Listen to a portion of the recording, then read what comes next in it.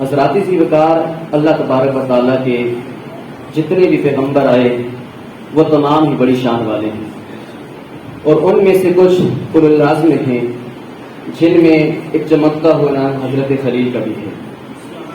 حضرت خلیل کی وہ ذات ہے کہ جس کے بارے میں میرے اور آپ کے آقا حضرت محمد مصطفیٰ صلی اللہ علیہ وسلم نے فرمایا کہ میں حضرت ابراہیم کی دعا ہوں، اور اس سے بھی بڑھ کر کہ قرآن مجید میں رب تعالیٰ نے 35 مقامات پر حضرت خلیل کا ذکر خیر فرمایا ہے، اور وہ ذکر خلیل ایسے انداز میں بیان فرمایا ہے کہ حضرت ابراہیم علیہ السلام سے جگہ بجگہ امتحان لیا گیا۔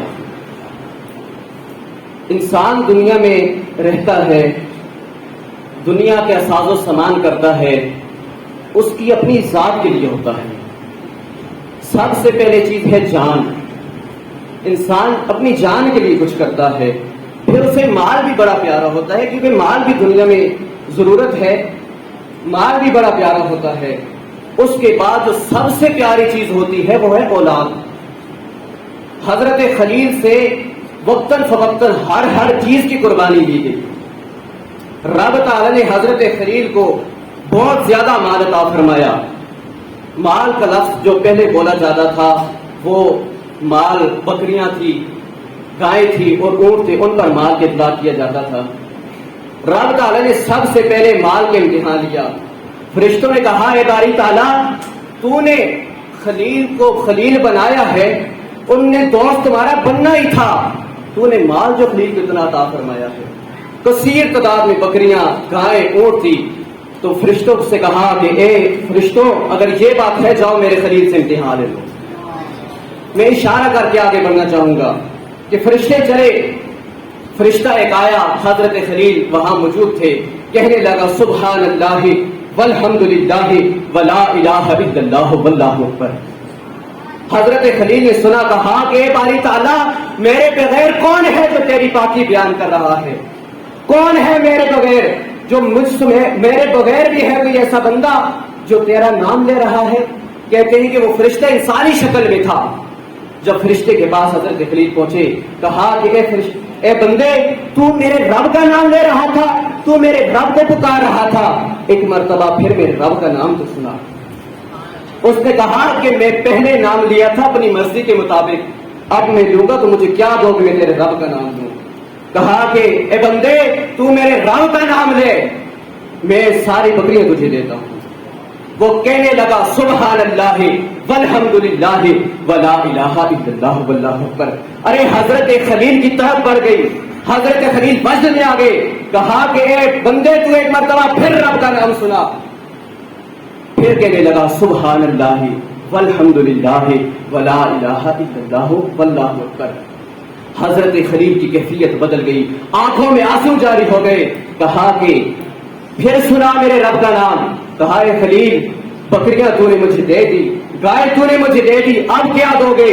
اب اونٹ تمہارے پاس رہ گئے۔ کہا جا، میں تجھے اونٹ بھی دیتا ہوں۔ ایک مرتبہ میرے رب کا نام پھر تو سنا۔ وہ پھر کہنے لگا سبحان اللہ والحمد للہ ولا الہ الا اللہ واللہ اکبر۔ کہا کہ میرے تجھے اونٹ بھی دیے، لیکن حضرت خلیل کی جو طرف تھی وہ محبت تھی، وہ عشق الہی تھا، وہ اوج کمال پر تھا۔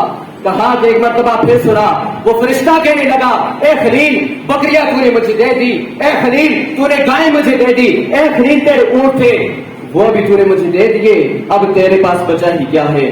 کہا حضرت خلیل کے جو جملے تھے غور سے سنیے گا، کہنے لگے کہ بکریاں تجھے دے دی ہیں، گائیں تجھے دے دی ہیں، اونٹ تجھے دے دیے ہیں، لیکن مال اتنا زیادہ ہے، ان کو سنبھالنے کے لیے کچھ بندہ بھی تو تجھے چاہیے ہوگا۔ ارے تو پوری زندگی میرے رب کا نام مجھے سناتے جانا، میرے رب کی تسبیح بیان کرتے جانا، میں تیری غلامی کرتا جاؤں گا۔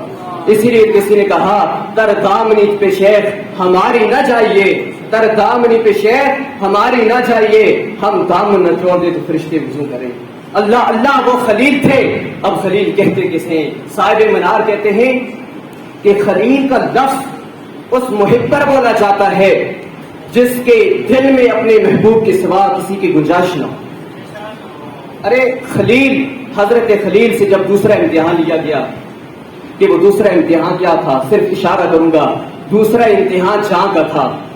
قرآن مجید میں ہے کہ جب اگر کوئی شخص تلوار کی نوک رکھ کر تمہیں اپنے رب کا انکار کرنے کا بول کے، تم وقتی طور پر زبان سے رب کا انکار کر سکتے ہو۔ حضرت خلیل کو جب حکم ہوا کہ جاؤ کلمۃ الحق بلند کرو، جاؤ کلمۃ الحق بلند کرو، اور کس کے سامنے بلند کرنے؟ نمرود کے سامنے بلند کرنا ہے۔ اور نمرود دنیا کا وہ بادشاہ ہے، دنیا میں ٹوٹل 4 بادشاہ ایسے گزرے ہیں جنہوں نے 1-2 خطوں پر نہیں بلکہ پوری دنیا پر حکومت کی تھی۔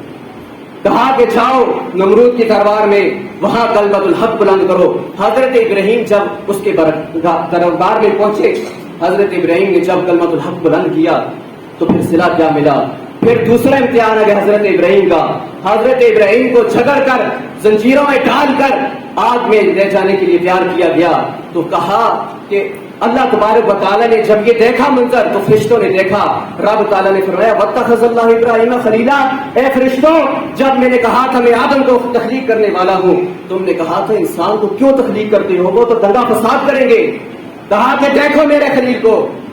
تو کہتے ہیں کہ جب رب تعالیٰ نے منظر فرشتوں کو دکھایا تو کہا رب تعالیٰ نے قُلْنَا يَا نَارُ كُونِي بَرْدًا وَسَلَامًا عَلَىٰ إِبْرَاهِيمَ، کہ آگ ابراہیم کے لیے ٹھنڈی ہو جا اور سلامتی والی ہو جا، فقط ٹھنڈی نہیں ہونا بلکہ سلامتی والے بھی ہونا ہے۔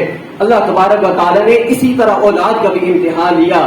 تو اس پوری گفتگو کا خلاصہ یہ ہے کہ رب تعالیٰ کا یہ حکم ہے کہ شاید نے کسی نے کیا خوب نقشہ کھینچا ہے کہ انہی راستوں پہ چل کے آ سکو تو آہو، انہی راستوں پہ چل کے آ سکو تو آہو، میرے گھر کے راستے میں کوئی کے کشا نہیں۔ وآخر دعوانا الحمدللہ رب العالمین۔